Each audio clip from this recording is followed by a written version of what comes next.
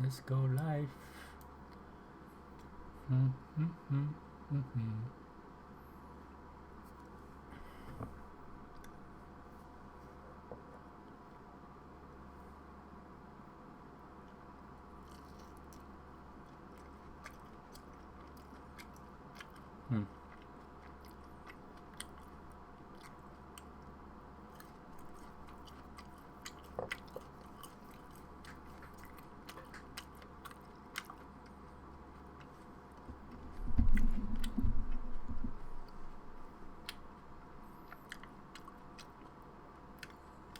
Hello guys. Let's watch some shit.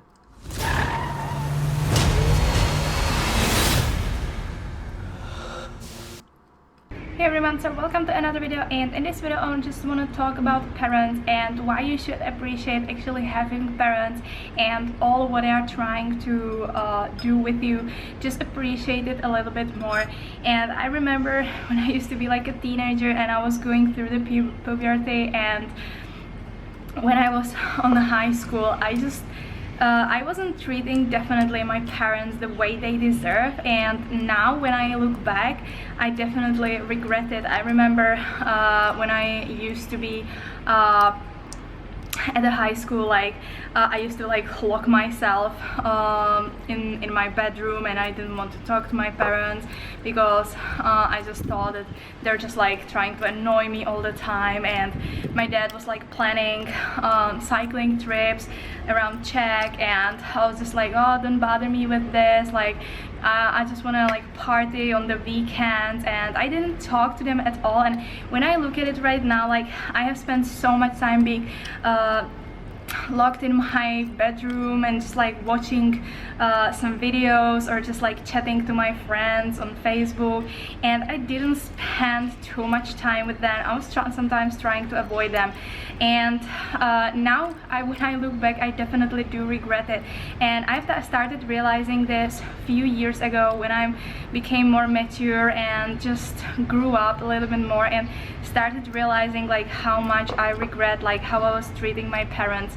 And they definitely did not deserve it. They were always trying to do the best, to raise me, to feed me, and they provide me with everything I needed, and they were trying hard to raise me.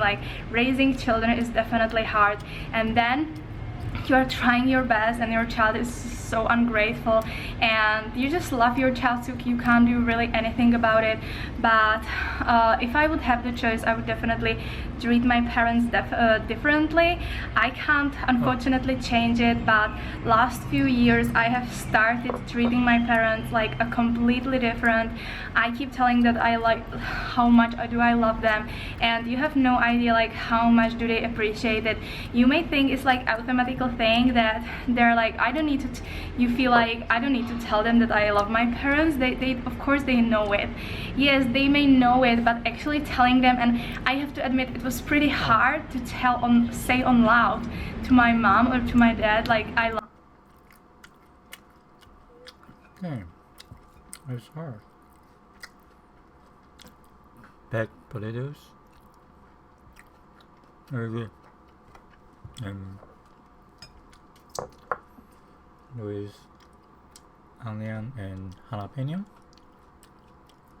No, sorry about that. I should go full screen. Salsa jalapeno.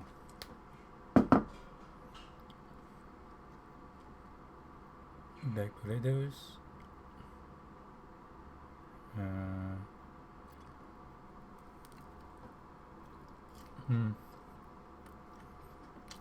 How are you guys? Or maybe become vegan? Well, at that time, my grandpa passed away. I just wanted to figure out why. So I started to look at the diet part of the heart disease, and later I find out that vegetarian is pretty healthy. Turn into treating heart disease. So I shouldn't look at the microphone. I should look at the screen. So this is how I started. Just pay more attention to my diet, and later I found freely the second video, what a raw vegan eat. So yeah, this is how I find them.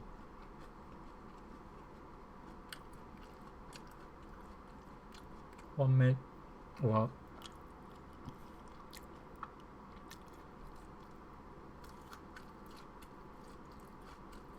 any more questions?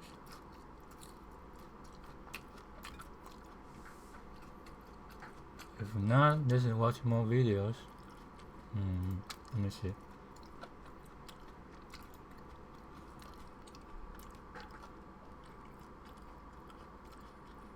Let's watch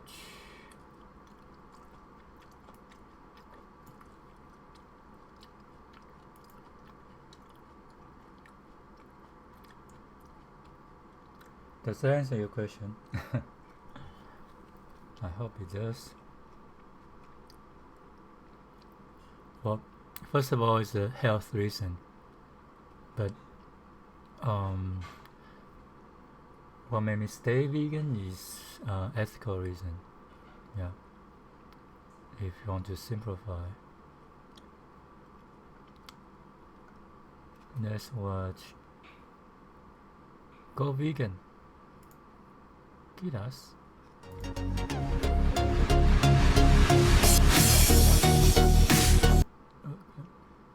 I got a suggestion from a guy named Jason Morin who left a comment down below on one of my videos, and he asked for some smoothie and simple meal ideas.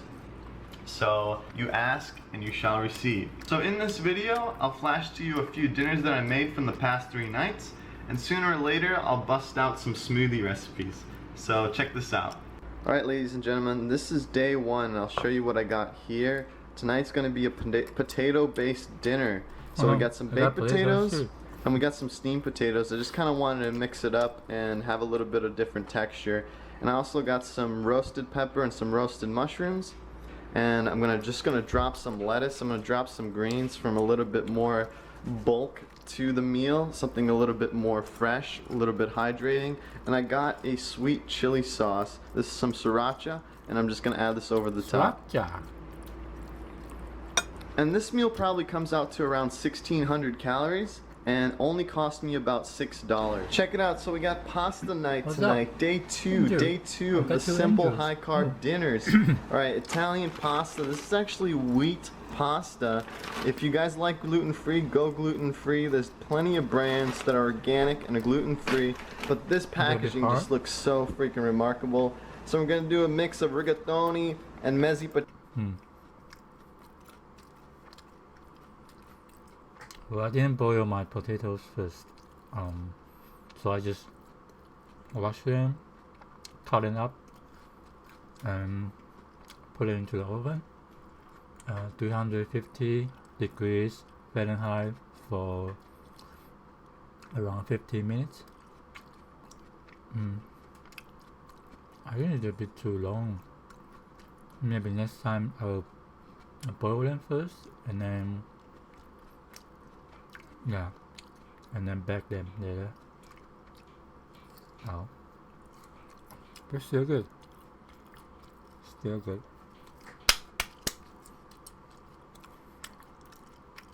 A cherry, and we're just gonna boil this in some hot water.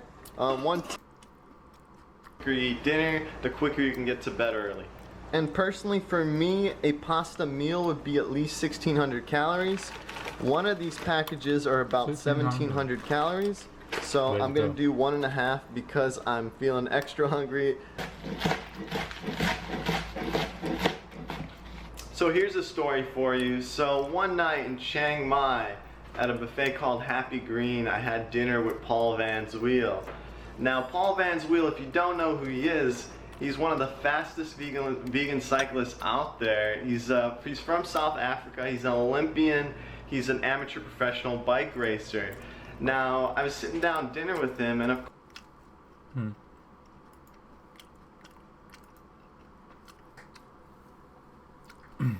What do you guys have for dinner? What do you have for dinner, Andrew? Anything exciting?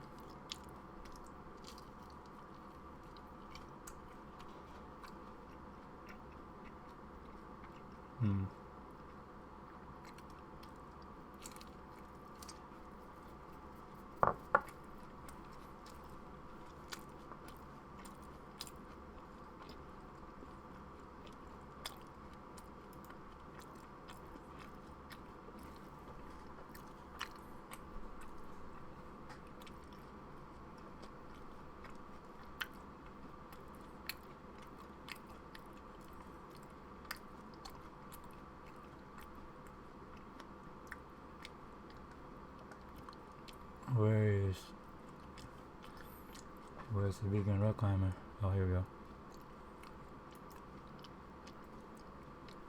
What is up, my friends?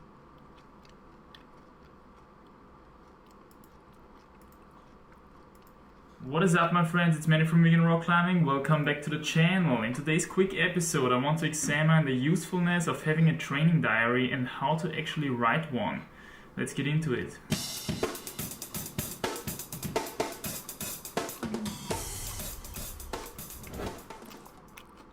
Alright, so why is it useful? Two reasons. The first, super simple, but in my opinion most important advantage of having a training diary compared to not documenting anything at all, is that you can keep track of your workouts. Who'd have thunk? And this is especially useful if you're... By the way, some herb teas with palm sugar, a lot of palm sugar. Really good.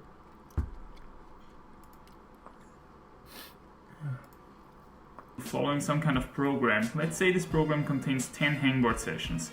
At hangboard session number 7, the guy without training diary will think, is this now hangboard session number 7 or is it number 8? I don't know. When did I even start this goddamn program? I don't care. However, let's say it's hangboard session number 8, then we have only 2 more to go, and that's good. The guy who documents his workouts has it easy. One quick look into his booklet and he knows where he's at, and additionally he also knows when his last session took place, which makes it much easier for him to meet his rest periods and stuff like that. Apart from that, he may have written down how strong he felt during his sessions, so maybe he can recognize trends within given time periods. And this leads me to the second reason why a training diary can be useful. If you're documenting accurately, consistently, and of course as objective as possible, you may be able to detect certain trends in your fitness, weight, general performance, or whatever you're interested in. And maybe you'll even be able to draw some conclusions from that. So let's say the guy has completed his 10 hangboard sessions, next thing he's going on a trip, he feels super strong, he's pulling harder than ever. Thanks to his training diary, he can now go back in time to check which training he has done, which might have resulted in this awesome new peak. He'll see the 10 hangboard sessions and maybe he'll draw the conclusion, okay, obviously hangboarding works. This can be done with any other factor you can think of, for example nutrition. There are, of course, ways of eating which might be performance enhancing or performance destructing. So with a training diary you may find out. However, I would take this whole recognizing trends and drawing conclusions aspect with a grain of salt. As mentioned before, you have to be very accurate, pretty consistent, and of course as objective as possible if you want to detect any real connections. And apart from obvious ones like more weight equals worse performance, these effects are usually not very prominent and thus hard to detect. Let me put it that way, if one would run a statistical test on the data that I have collected for the past 4 years in my training diaries, one would probably not detect a single significant connection, not even the weight performance thing. And I think I did a really good job documenting my stuff. There are always some factors which we do not take into account, which we might not even think of. And even if we would know all the factors, we cannot document them all. That's just too much effort. Do I still do rock climbing in the US? Yeah, for sure. Do you see my rock climbing gear? At the back, probably cannot see. Right there. I got this hand. Wait. Number 6. Number 5. Right there. Anyway, yeah. I will definitely do rock climbing. More of trail climbing style. So for sure, but I need to find a job first. I'm doing job hunting, full gas right now. So yeah.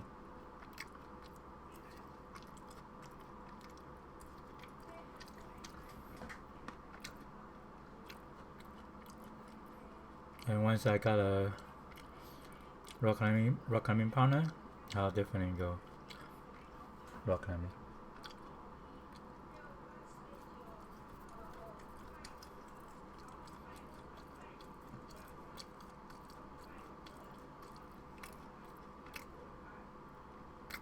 I wish I can go to Yosemite right now, then, just doing rock climbing.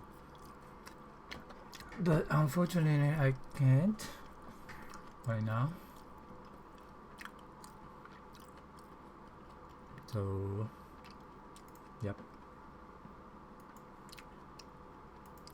With that kept in the back of our minds, let me introduce you into the art of writing a training diary. Okay, first you're gonna need a proper booklet. I prefer these ones in A4 format with these 5mm squares in it, as you can see. And why do I prefer these ones? Because if I use an A4 format, one of my weekly patterns fits exactly onto one page, and that's quite practical.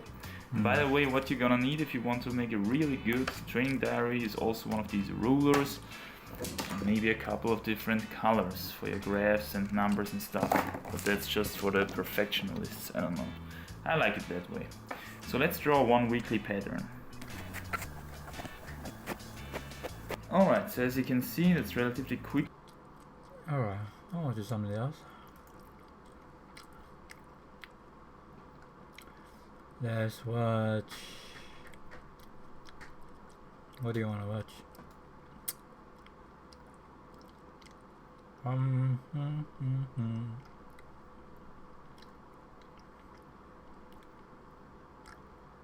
Two other. Another mukbang. Mommy Ten's mukbang. Oh.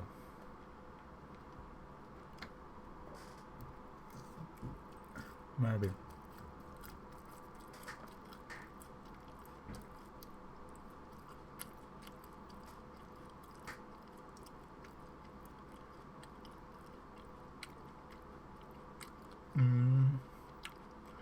Excuse me.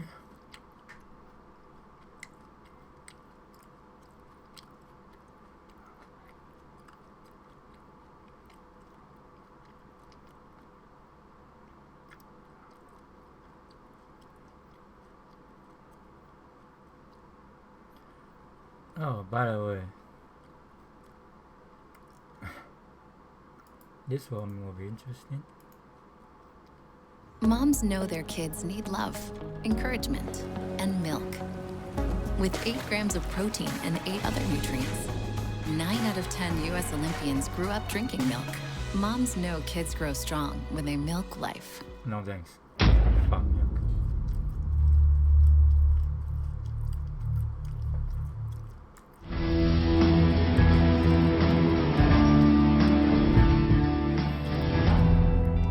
There, and that was the show you had to fight in to get to the UFC. That was before the UFC owned it, though. You go from there and being relatively unknown, and then you get on The Ultimate Fighter Season 5. The Ultimate Fighter is huge. What was it like going from, okay, I'm fighting on these cards and I've got fans, but I'm still kind of new to the sport too. I'm going to have a camera follow me around 24 hours a day and fight every couple of days. Oh, I hated it. I hated it. I wanted nothing to do with this show. They wanted my brother to go on the season before. It was a comeback show with Chris Lytle and Matt Serra and all these guys. And Nick was like, I'm not going on that show. We had already made fun of the whole Diego Sanchez and Josh Koscheck, all these guys, and we're like, why would you ever go on that stupid show? Because we were like real fighters too, like where we were already going to parties with all the homeboys, and we're like, we don't like them, we don't even talk to them, and if we see them, it's on site, you know. So it was like real good, like crazy like that. So I was like, I'm not gonna hang out in no house with a bunch of fighters without just fighting them on running into my room and someone's getting hit. Like, you know, not even to sound tough or anything, but that's just how it was. And we were just making fun of it. We're like, this is ridiculous. Why would you ever do that? And then they called. They're like, hey, we want Nate on season 5. And they called Caesar and they called Nick. And they're like, hey, we want him on season 5. And they told me, I just laughed at them like I was Nick still. I was like, going on that, I'm not going on that show. And then Nick and Caesar look at me and they're like, I think you should go on that show. And I was like, what the? I was like, you guys, we were just making fun of this show together, you know? I was like, I'm not going on that show. They both looked at me like it was some life-changing stuff. Like, I think you should go on that show. And I looked at Nick like, about Caesar, like, this guy, and he's like, yeah, I think you should go on that show. I was like, what the? You guys are turning on me now. You're putting me on that show. And like I said, I didn't want to be on the camera. I was like, I didn't want no attention. I was like, I didn't want to even, I was halfway antisocial, you know. I was like, I don't even want to talk to nobody that I don't know, you know. And I was 20 years old. Who do I think who's going to win? If Conor trained for his cardios, maybe he stand for a chance, but I don't know. I don't think Conor's going to win for this short period of time. I think he's still going to get guessed out. You know. After too long. Yeah, he's going to guess out. Hopefully he got more cardio in and start eating the plant-based diet. I think maybe he will stand a chance. Old at the time, I was about to turn 21, and Caesar's looking at me like, just go in there. They pay for your medicals, and I had to fight and get medical money to pay for my medicals the next year. I was already fighting. I think I had 7 fights at the time. And I was like, all right, I'm going to go get my medicals. And then everybody else was trying out, and they're like, you don't have to try out, because then why was they saw me fight Hermes Franca, who was just like a top contender in the UFC. They're like, just do the medicals and you're on. And I was like, I don't want on. So I did the medicals, and I came home, and they're like, you're on. And then it got closer to the time, and they're like, I was like, I'm not going on that show. They're like, go on it and just see how it is and then dip out if you feel like leaving. Just go. They like manipulated the hell out of me. Caesar was the one. He was like, just go on that. Nick was like, just do it, and just didn't even talk to me about it. So I walked on the show, and I planned on like that night we went in and we did tryouts. I worked everybody over in the tryout, and I was like, that was easy. And I think, all right, I'll hang out for another day, and then they picked teams the next day. And then when they picked teams, Jen was like, hey, let's do first thing, let's pick who we're gonna fight. And I was supposed to fight Joe Lozon first, and I was like, okay, because Joe Lozon was favored to win. By the way, Nate Diaz, they live in Stockton. It's only like an hour away from where I live, so maybe I will go visit them. Win the show because he had already knocked out Jen. Yep. Now I was like, okay, I'll fight Joe, and then I'll leave. Cause you know what I'm saying? I'm like, I'll beat the guy who's supposed to win it, and then I'll leave. 1, 2, 3. I was like, well, now I'm just gonna look scared if I leave and they pick the fights. So I was like, I ain't scared. I'll stick around. I'll fight him and leave. And then I got into it with the one guy.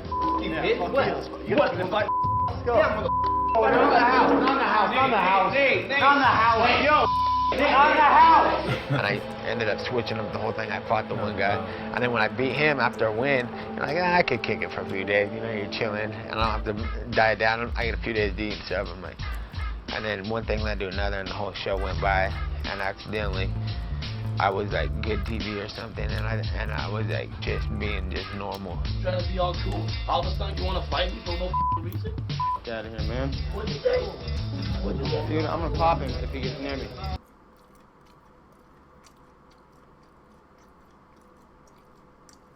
How about that? I watched that show today, like the one I was on, and it's so embarrassing. I'm like, I can't even watch it. I'm like, this is so... And people are like, now since the last fight, people are throwing it all over, pieces of it all over the internet. I'm like, please take that down, you know? Think about if anybody you know... Well, on the ground, Conor definitely has no match to DS. But if Kana going to stand for the fight, he has to like standing. I mean, just using like standing techniques, not like underground techniques. Yeah, and yeah, I agree. Ned only had 7 days to train, so what the heck.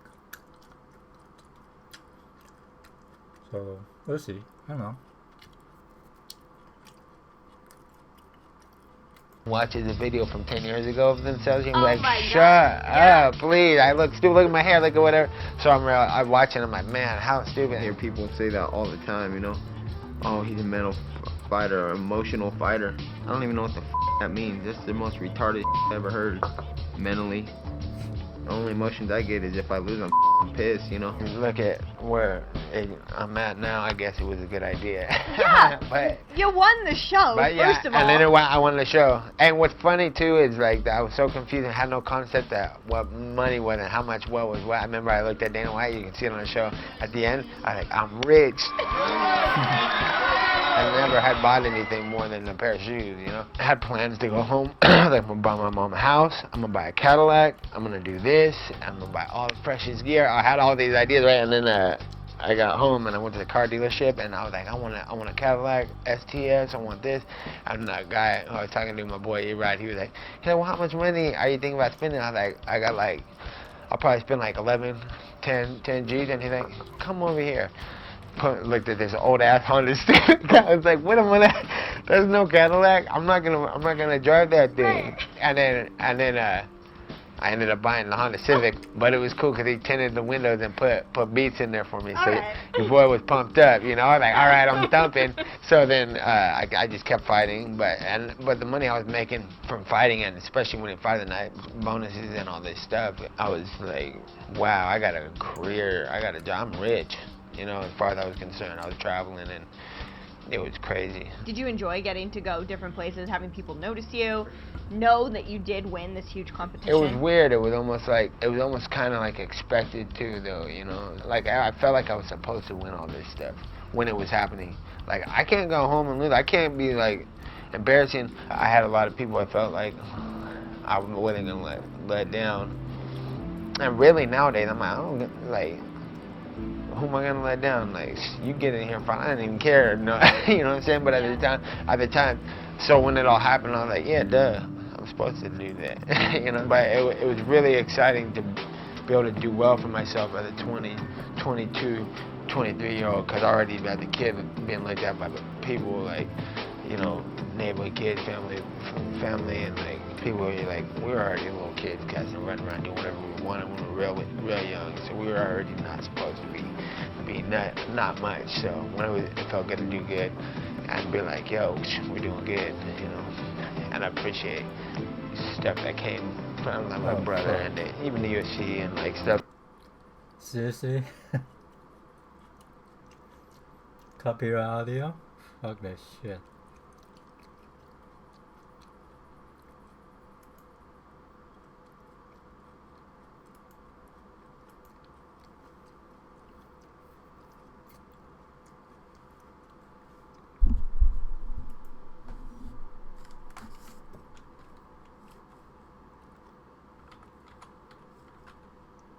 Copyright?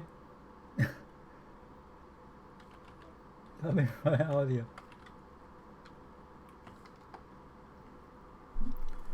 Gotta be kidding me. What the hell?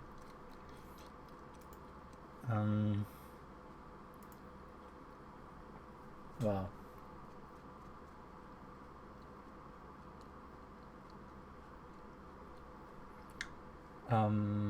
Let me stop streaming.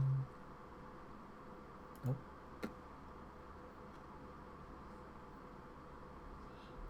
Huh?